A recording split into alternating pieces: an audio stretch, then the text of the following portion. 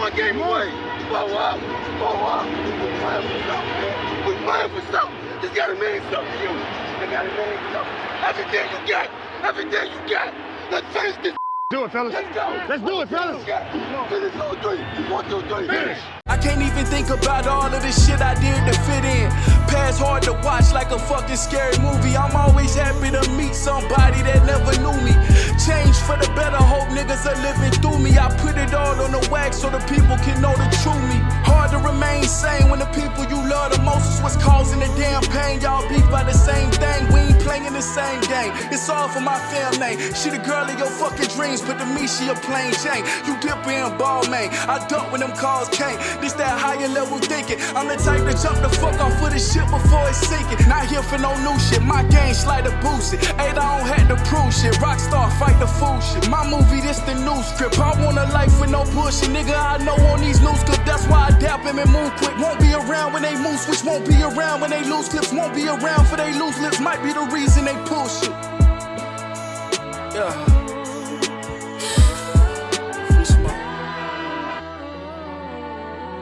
Well, Dak, here's the deal. I'm the best there is, plain and simple. I mean, I wake up in the morning, I piss excellence, and nobody can hang with my stuff. I'm just a big, hairy American winning machine. If you ain't first, you're last. I am late.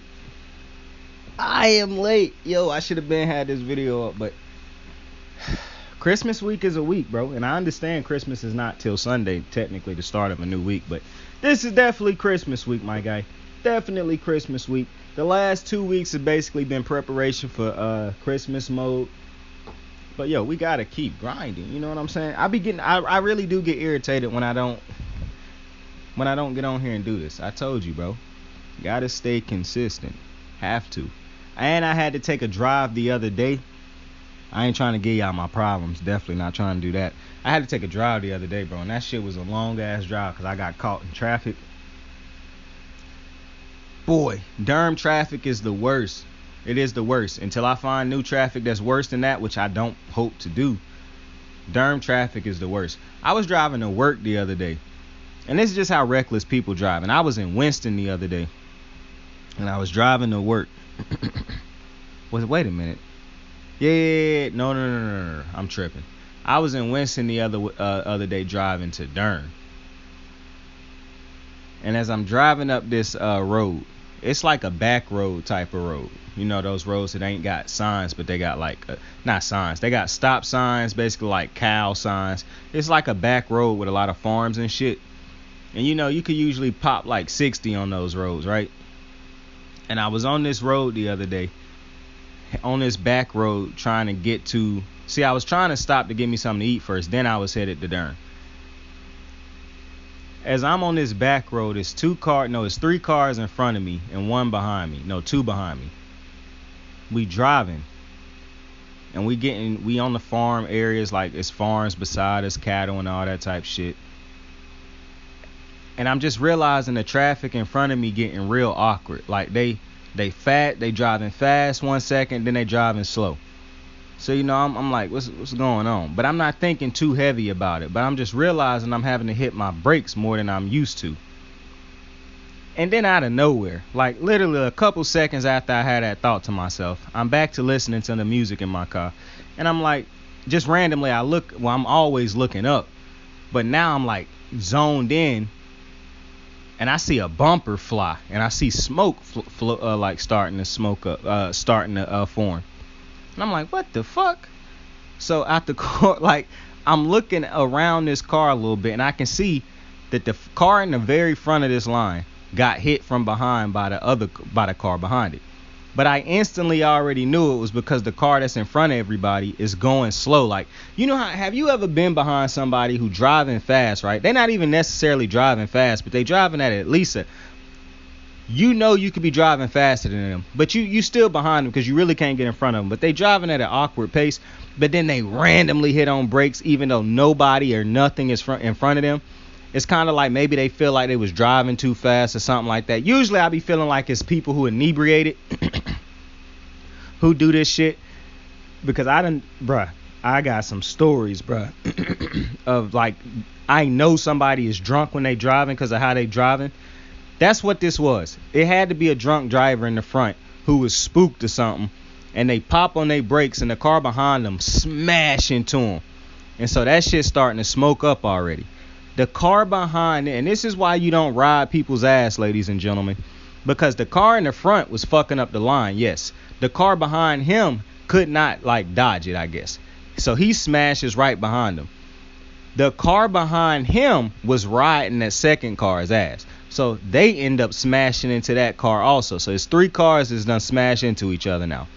I'm not riding this motherfucker's ass. Neither is the car behind me. We pull off to the side, like I pull off into the like dirt road and shit around them cars, and I keep it moving. Now I know some white people, and this is no offense to white people, but every time I done been into a crash before, because I done been into 2 big ass crashes on the highway, neither of which was my fault. Well, one of them was my fault, but it wasn't my fault. The second one wasn't my fault.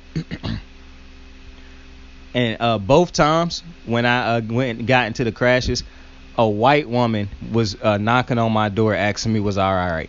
And then 2 white dudes was behind her, and then a black person came in. Like this, I'm being dead ass with you. This is how it went both times. A white woman was the first person to pop up to my door to ask me was I okay both times. And then the 2 white dudes that popped up behind her both times was trying to get me out my car to make sure I was all right and shit like that. But these 3 cars just randomly like smash into each other, and I'm like, yo, this is the most random shit to happen as I'm leaving. Like, this shit is so awkward. Like, cause I was like, it's no reason this should have happened for one, cause it was nobody in front of the car that was in the front. That's how I know the motherfucker was inebriated. Don't drink and drive, kids. But I'm like, yo, 3 people's day is all fucked up now. The person in the front's day was already fucked up. He was just out here looking to fuck somebody else's day up. Because when you drink and drive, or you heavily inebriated and drive, you come on, man. I still don't understand why people do that shit. It's ego, I guess. But the dude who behind him, like the person, I'm not saying the person who was riding, the second person who crashed deserved to crash, but I'm just saying, like, this is what you get when you riding people like this. You gotta adjust to the traffic. If you ever on a highway and it's a traffic jam, understand what big trucks do. Or what 18-wheelers do. They don't try to zoom and try to get in front of people and cut people off. They usually stay 2 cars behind the car in front of them. Because they not trying to hit nobody, and they understand people is getting over and crossing and shit like that. Use that same type of logic, bruh. You trying to get home. It's the holidays. What are you, like, I understand you hate traffic. I hate traffic. It was no traffic in this instance, though, but I'm just saying in general. Like a PSA. Don't drink and drive. Don't be heavy inebriated and drive. You got family to get home to. And if you don't have a family to get home to, I'm pretty sure there's people out there who fuck with you, who vibe with you, who enjoy your presence, who enjoy your energy. So come on now. Be better on these highways. Week 15. Boy. What a week. I know I took a little minute to get to it, but we just talked about that, bro. Don't worry about that. I'm here now. Not going over every single game in this video. I broke it up. This first video is specifically to talk about the Jacksonville Jaguars and Cowboys, but I'm also going to go through probably 4 other games. First, I want to talk about this Jaguars game. And before I forget, shout out to Rashawn Jenkins, bro. This motherfucker, it was 2 dudes on Sunday, and it was other dudes too, but this was a crazy football weekend. 2 dudes on Sunday went stupid. Rashawn Jenkins and Kayvon Thibodeau. Motherfuckers went absolute bananas. Absolute bananas, bro. Rayshawn Jenkins had 2 interceptions in this game against Dallas. Mind you, a game-winning interception in overtime, pick 6 to the house, game over. Unreal. But that's where we want to start. The Jacksonville Jaguars were at home taking on the Cowboys. They were underdogs coming into this game. They were 5-8. No chance at the playoffs in a lot of people's mind. But with the Titans continuing to fall, you know, my prediction in the beginning of the season that the Jags was going to win this division, it took a little minute, bro. It took a little minute. It had to marinate. But we here. We here. Fully back on that bandwagon. Never hopped off. Was just fully disappointed. Could not believe that this team was as bad as they were playing. Because I told you, I think Trevor Lawrence is the best quarterback that came out of that draft. I'm fit. Wait a minute. Did him and Jalen Hurts come out of the same? I still think Trevor Lawrence is a great quarterback. It was just really pissing me off what I was seeing. But I'm so happy now that they done got this thing together. But they go in playing the Cowboys, who coming into this game 10-3. The Cowboys with everything in their grasp, everything ahead of them, and they lose 34-40. And it was an interesting thing about this game because the Cowboys were like 17 points in this game. Going into the second half, the Cowboys was in full control of this game. It looked like everything was going right. And then the second half happened. I'm telling you, Jacksonville reeled off like 3 touchdowns in like a 9-minute span. It could have been quicker than that probably. The way they and this is what's weird. When you down by this many points, you basically down 3 scores because the third score will put you on top, but you still need it because 2 scores won't put you on top. You still losing it. So they down 3 scores technically. The thing that's crazy to me is how quick they scored and how dominant they looked doing so, and also how they capitalized off of. For one, Dak Prescott, I told you, I like Dak, and I think Dak get way too much blame. Like, this defense gave up 500 fucking yards to the Jags. So I'm not trying to hear it's all on Dak. But Dak's throwing these interceptions when he under pressure, when he get kind of jittery. It remind me of Baker Mayfield. Like, when Baker Mayfield get jittery in the pocket, he start dancing around a little bit. He just yoink an interception out. Dak's starting to do that a lot these last couple of weeks. I don't care that Dak throwing the interceptions because he doing far more positive for his team than he doing negative. I understand you want to get that under control in the playoffs, but it's the same thing I say. Now, I'm not saying Dak Prescott is Lamar Jackson, Patrick Mahomes, Joe Burrow, Josh Allen. But with those quarterbacks, I actually think Dak Prescott is closer than Justin Herbert. Justin Herbert closer to him than people would like to think, but that's neither here nor there right now. But with those other quarterbacks I just named, if they have multiple weeks where they throwing interceptions, which all of them have had, I just expect them to get it under control. They are too great.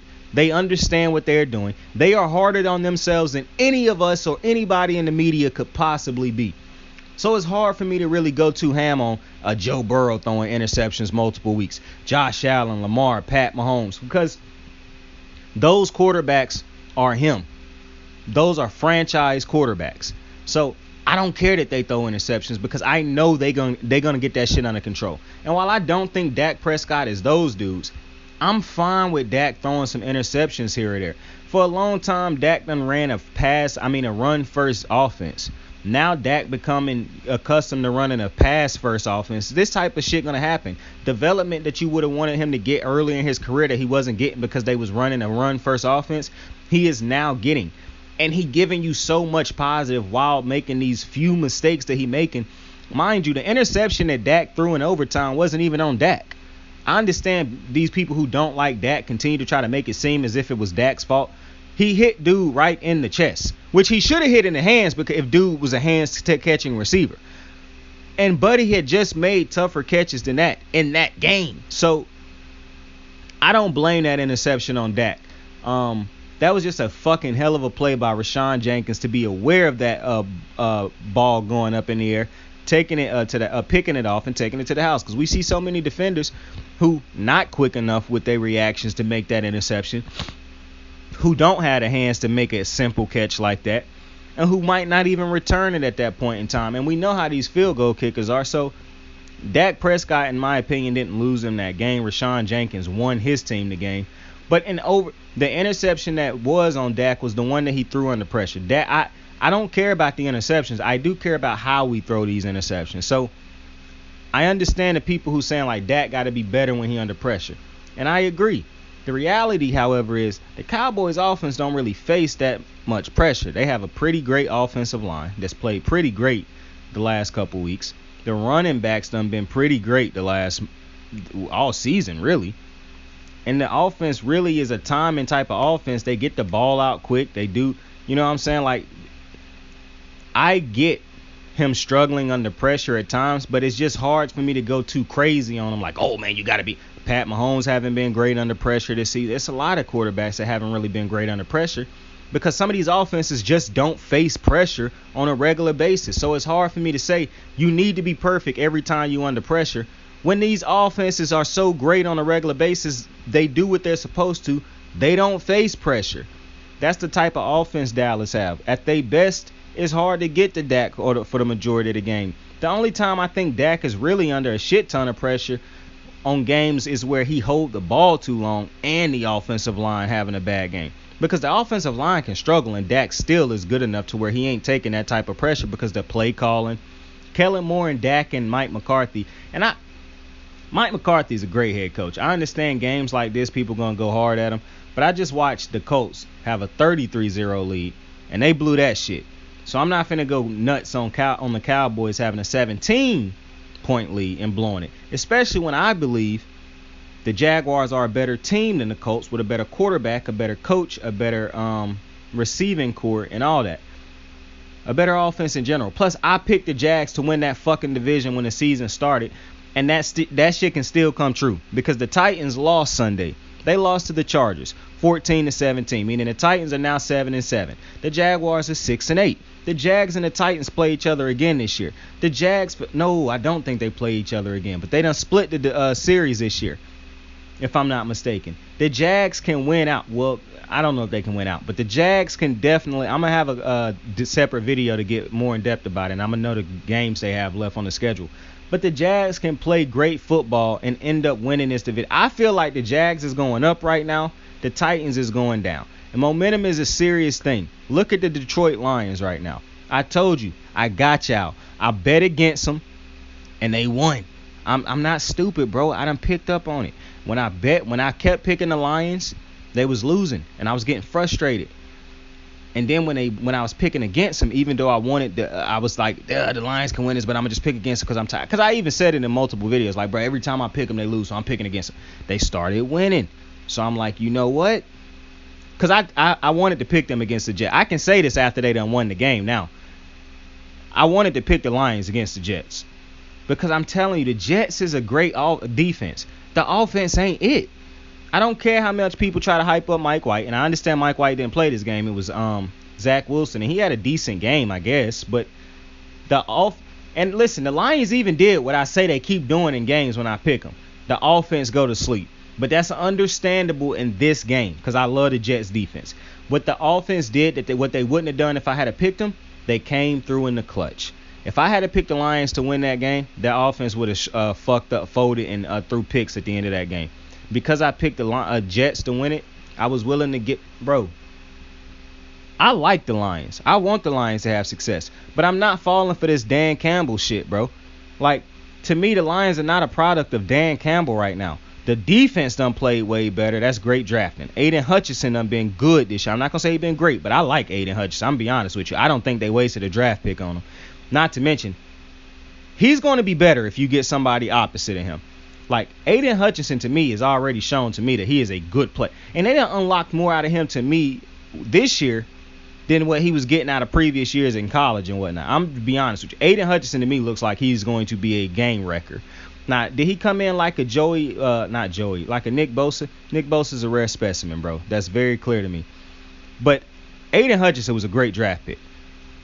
Coincidentally, I think he was the second pick in the draft because I think the Giants had the first pick and they took Kayvon Thibodeau, who looked like a stud also after Sunday. So I think both picks were warranted, but you got to also understand my perspective. I'm the same dude who believed that Jadeveon Clowney is one of the better first draft picks in a draft. Like, people continue to try to say, oh, that's a bad. No, it wasn't. Jadeveon Clowney was a game wrecker. If you only base his production on sacks, then yes, he is not the player that you like. But if you look at the totality of everything he brought to a game, to a team, to a defense, then he was very well worth that first pick in the draft. Now, I would have to go back through the draft to see who was also drafted in that same draft with him to see if it was some player in that draft defensively that just stood out. You know what I'm saying? It's like if somebody was, it's like whoever, Khalil Mack was drafted before Aaron Donald, I believe. And it was another player in that draft that was drafted. Was Jadeveon Clowney in that? I got to go look that up. I don't think Jadeveon Clowney was in that draft. But it was another draft defensive player in that draft with Aaron Donald and Khalil Mack. Khalil Mack better than both of them. I mean, Khalil Mack and Aaron Donald better than the defenders that was drafted before. Who was the defender in that draft, bro? It was a big name defender too. But if it's like an Aaron Donald type of player or a Khalil Mack type of player drafted in the draft with Jadeveon Clowney, obviously that's different. But I think Jadeveon Clowney is borderline a generational type of talent. I'm not going to say he a generational talent, but if he did have the sack numbers that some of these other dudes had, plus with everything he already do, yeah, he would have definitely been known as a generational talent. Because the difference between Jadeveon Clowney and like a Khalil Mack or Aaron Donald is they do everything he do, but he don't do everything they do. Even if the only thing that he don't do that they do is get sacks. Like, they can do everything he can do. It's even things he might be able to do at a better rate than them. But at the end of the day, when you look at the totality of everything they do, those two dudes, and Aaron Donald's better than both of them. I mean, Aaron Donald to me is probably the greatest defensive player I've ever watched. It's between him and Ed Reed. You know what I'm saying? But back to the Jags Cowboys. I'm not disappointed in the Cowboys offense in this game. I understand this is one of them games where it's going to be easy to blame the Cowboys. But listen, the Jaguars, after they had got those 3 touchdowns real quick, boom, boom, boom, the Cowboys offense came back onto the field and responded. They scored. Like, they marched down the field on like an 18-play drive and scored. The defense got to be held accountable at some point in time. I mean, to me, it's just too easy to continue to blame Dak. Oh, Dak. This is just like that Lamar Jackson shit, where every time the Ravens lose, it's immediately got to be on Lamar Jackson. Every time they win, oh, the defense played great today. Like, come on, bro. What the fuck are we doing, bro? The Jaguars just railed off 500-plus yards of offense on what's supposed to be the best defense in football. Y'all keep telling me how great, and even I keep talking about how great the Cowboys defense is. But I kept telling you, if it was one team, and I literally said it in the previous video, if it's one team that can fuck around and blow and play below what we think they should in the playoffs, and a team who I think like a team in the NFC South could possibly beat, because this team just for some reason continue to fail expectations, it's the Cowboys. And this game was an example of that, just for the wrong reasons that people gonna try to put it on. If Dak Prescott in the offense gets you 34 points, that is enough points to win a game if you're supposed to be some historically great defense. If you're supposed to be this historically great defense that the Cowboys players talk about being. I mean, Micah Parsons talked a lot of shit towards Jalen Hurts recently for his team to then go out there the same week and give up 500-plus yards of total offense to the Jags, a team that came into the game 5-8. I mean, what are we doing? So, Dak Prescott could throw the interception and that was returned for the touchdown to lose you the game in overtime, so that could be the perception of it. But nah, that wasn't. I don't even think Dak's interception in that game, early in the game, which was on him, I don't think that's what lost you the game or flipped the game. That shit's going to happen. Motherfucker was having an amazing game. Mistakes are going to happen. For your defense to give up that type of yardage, when the perception is this is the best defense in football, nah. We got to have a word about that, because that's just crazy to me. And for Trevor Lawrence, bro, this is what I'm saying. This is why I was so high on him. Now, I do realize a couple things about Trevor Lawrence when I watch him play. I don't think Trevor Lawrence is a generational talent. Because I don't even know if Trevor Lawrence is better than Justin Herbert. But I acknowledge Justin Herbert do got a lot of weapons. Like Justin Herbert, it's a funny thing about Herbert, because as hyped up as he is, he not a good quarterback when he don't got his superstars on the field. But when he do, that's when he get all the credit. But if this was Lamar Jackson or Dak Prescott or somebody like that who didn't have their weapons on the field, and Lamar don't have weapons, regardless of when they healthy or not, they would get, like, it's just weird how people judge Justin Herbert. But I don't quite know how great, like, I feel like I done seen what he is, but Trevor haven't had the weapons that Justin Herbert has. Like, I don't care all the fucking yards he throw for. You should throw for a lot of yards when you're a decent thrower of the football and you got them type of weapons. It's the wins. The man don't pick up big. Either way, Trevor Lawrence to me is a good quarterback. I don't know if I don't think he's generational, but I think he more of a Justin Herbert type of quarterback. I don't think he a Joe Burrow type of talent, a Lamar, a Pat Mahomes, a Josh Allen. Josh Allen is a madman. Josh Allen's just a fucking nut. Like, this dude's wild. He's like a Tasmanian devil, bro. Dude has no regard for his own safety, bro. But Trevor Lawrence is a good quarterback. He got the potential to be a great quarterback, and I see that in him. I didn't think he had a chance last year because of the buffoon they had running head coach last year.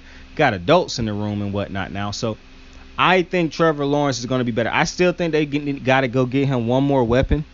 Like, I think one more great weapon would really help. And I think they could go to the next level. Because I like the running game with Travis Etienne. I heard somebody pronounce his name the other day, and I was like, bro, I definitely don't think that's how you pronounce his name. But I could be tripping. But that just don't sound right at all. But, what do I know? Anyways, big win for the Jags. This win gives them a chance to be able to lock up their division still and be able to take the lead in that division and win it. For the Cowboys, I never thought they were going to win their division anyways. So this loss don't really mean much to me. They still at 10-14. They still making the playoffs.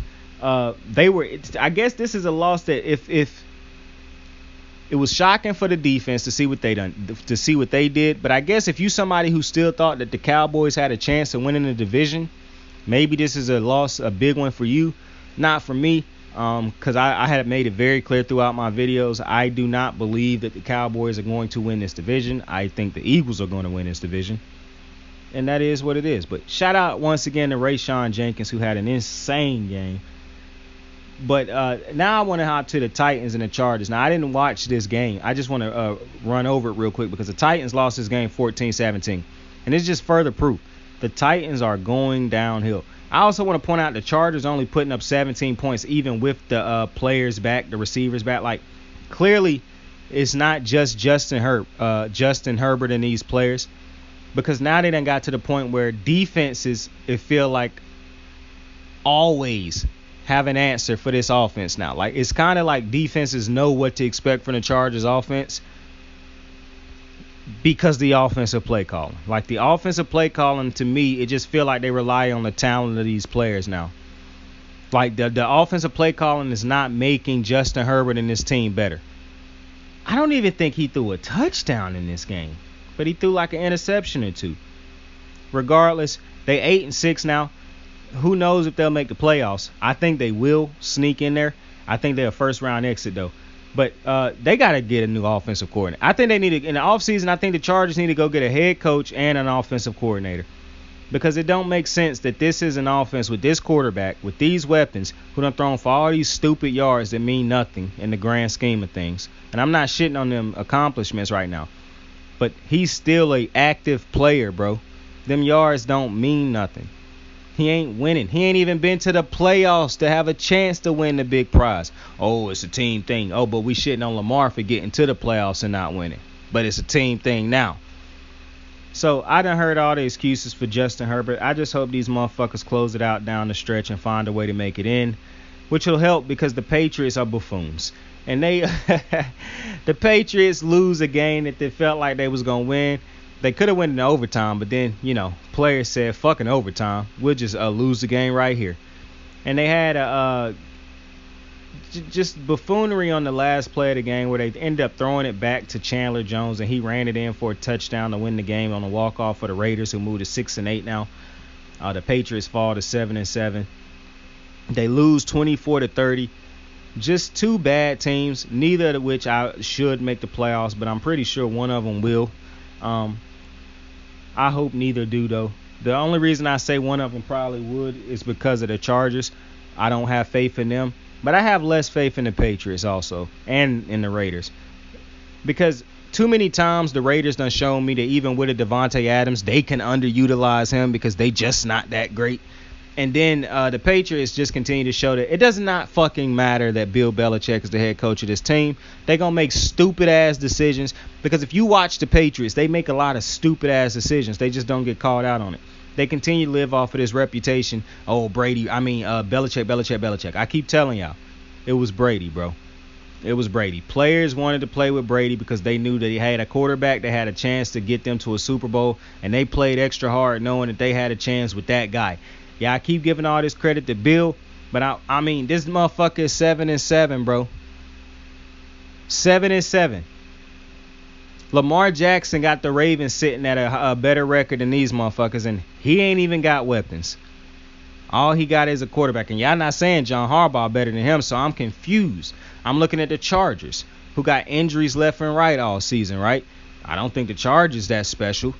All they got is a quarterback, though, to some people.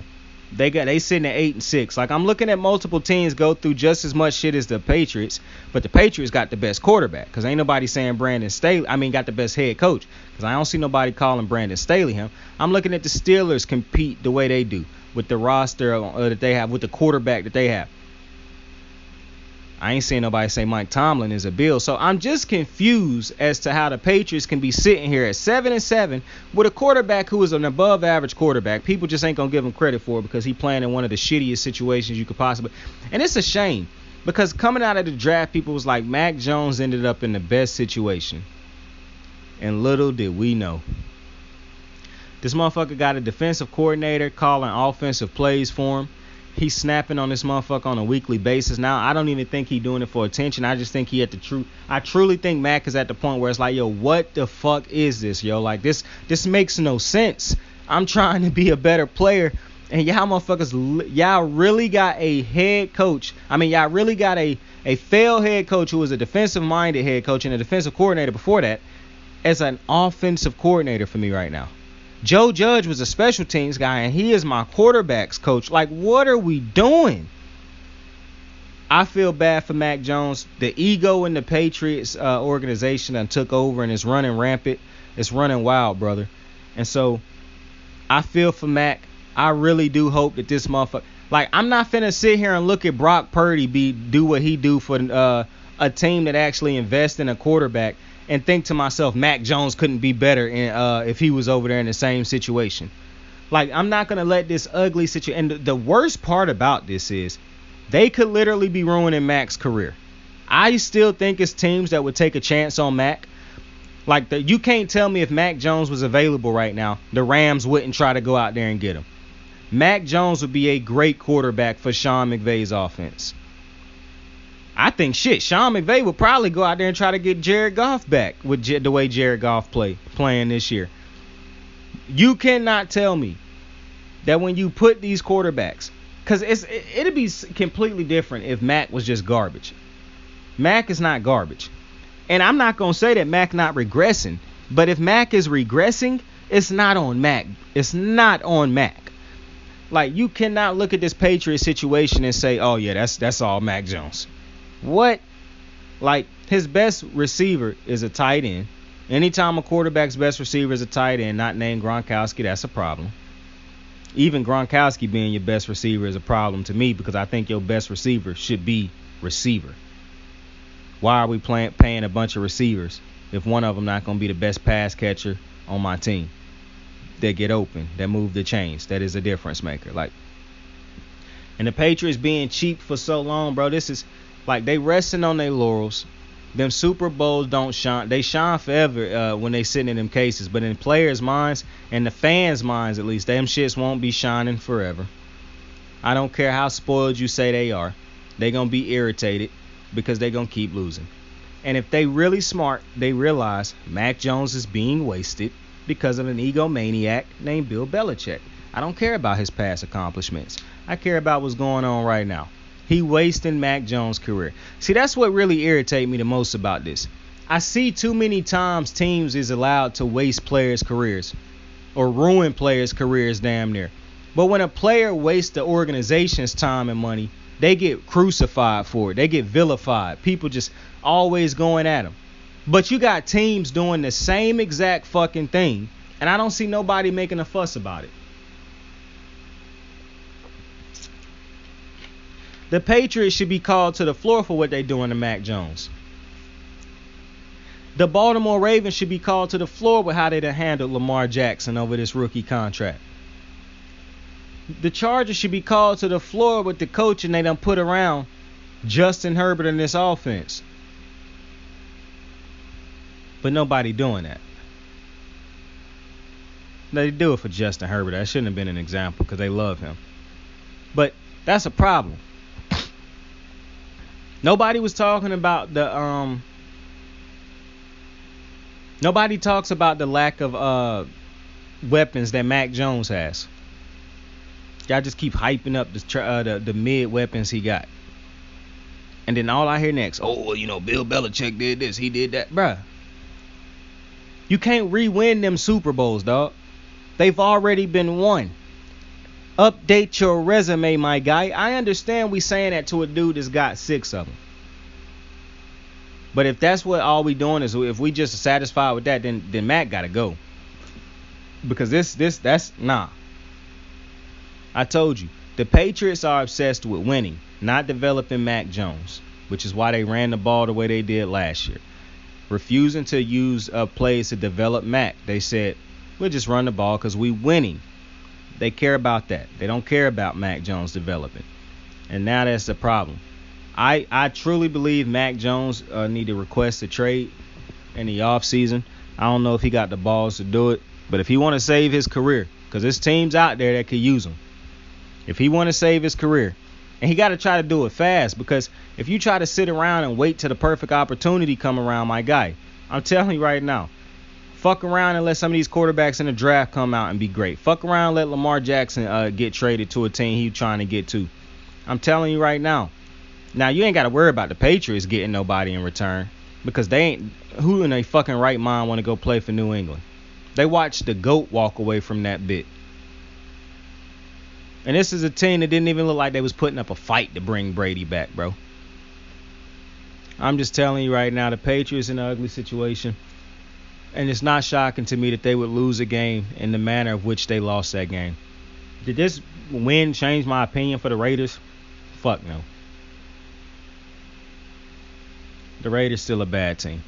And the last game, it's not even necessarily a game. It's not a game at all that I'm going to touch on. The Ravens, before we get on up out of here, the Ravens have a receiver hurt. They had to pick up Sammy Watkins off of waivers. Further proving that this is a god-awful ran organization right now. You came into the last couple seasons knowing that you needed a wide receiver, a number one legitimate wide receiver. But you neglected that and continue to roll it under the rug and try to make excuses like, oh, well, we got a good run game. Oh, we got Lamar Jackson, because that was the ultimate thing. We got Lamar Jackson, so we don't have to spend on that. Lamar Jackson on a rookie contract, you continue to bring defensive players over. Would not go out and get an offensive weapon for Lamar Jackson. Oh, Mark Andrews good enough. Teams continue to show you on a year-to-year basis, we know how to defend Mark Andrews. We are making game plans to defend him. You still wouldn't go out and get Lamar Jackson a bona fide weapon. Oh, well, we drafted somebody in the draft. He been hurt 2 years. You went into both seasons, and you didn't go out. And not only do you get somebody in the draft thinking he's going to be but you don't even improve behind him. Then you go out and sign guys that everybody think is retired. Now you got to go out and get Sammy Watkins, a guy that continue to be passed around the league at this point, to try to save a pass game that ain't no saving, because Greg Roman done completely started to fall apart now at the end of the season. He got receivers running in the same area again. The motherfucker don't know what to do now. You got a head coach that continue to want to push back on fans and whatnot because egos at this point, because they can't see that they suck on offense. Lamar Jackson's career being destroyed because of this, and he might be too nice of a player to realize, bro, I need to get out of here.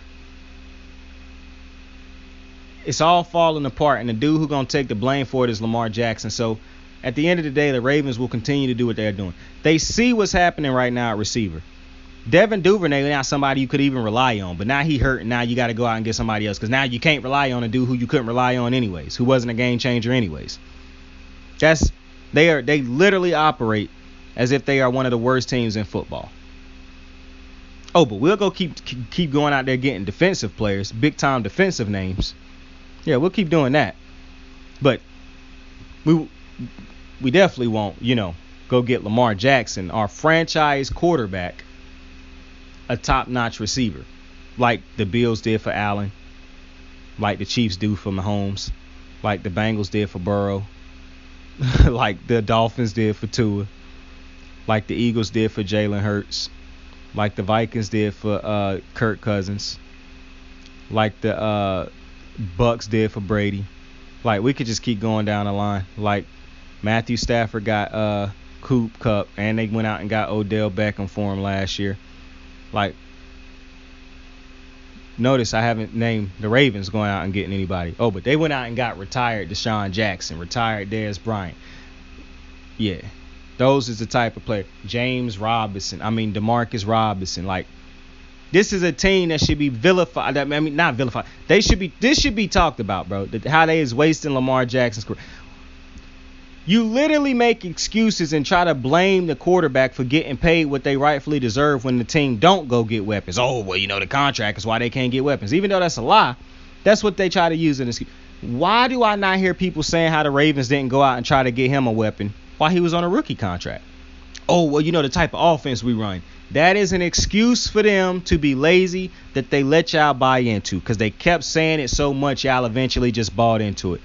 The narrative got pushed that was the case. And so I even hear Keyshawn Johnson say stupid shit like, they don't do that because that's not the type of offense that they run where they need that type of receiver. You don't think that type of receiver is what Lamar Jackson wants so he can change the way this offense is ran, so he could actually have a reliable number one receiver with Mark Andrews?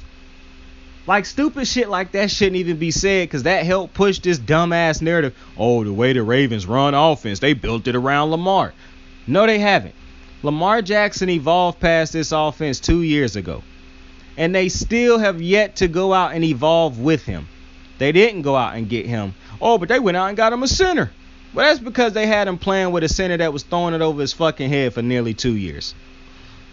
They didn't Ronnie Staley, who they put big money into, didn't play 2 years while Lamar Jackson was under center. The best receiver in the past, Lamar Jackson's career in Baltimore is Marquise Brown, a number 3. The only weapon he's ever had is Mark Andrews. But like I continue to say, y'all don't want me to take a deep dive into Mark Andrews' stats to show you how unreliable he has been in big moments for Lamar. But Lamar got to bear those burdens. And now he got to sit back and watch and hope that if he come back, Sammy Watkins, not to mention Lamar Jackson also would have to imagine, I got to imagine he going to have to deal with these motherfuckers. Oh, well, you didn't stay healthy all season. They're not going to say we didn't go get you a receiver. We didn't go get you for the millionth time. Your running back's always hurt, and we didn't really sure up that position for you. Your offensive line banged up all the time. Like, they're not going to say your defense blew multiple leads for you. They're not going to say none of that. Why would Lamar Jackson subject himself to this buffoonery that's going on with this stupid-ass team, bro? That's my thoughts on the Ravens. But with that being said, I appreciate y'all greatly for joining me on another episode of Kicking It with Saint. Tell somebody you fuck with him. Tell somebody you love you. I will be back after something to eat, something to drink, something to smoke, and I'll break down the Thursday night matchup this week. With that being said, tell somebody you fuck with him. Tell somebody you love him. Saint out. I got the moves like hot sauce. Lil' mama taking the top off. I'm laying down getting topped off. After this, you know she getting knocked off. I know she loving the money, so I keep on thumbing and thumbing. She say she horny when she taking shots, so I keep them coming and coming. Now I'm putting dick in her tummy, scoop her up like I'm raking her something. You would think shawty red track, the way that she running and running. You getting dumber and dumber, you out here chasing the bone. After she finished from giving me dome, the Uber is taking her home. Tight.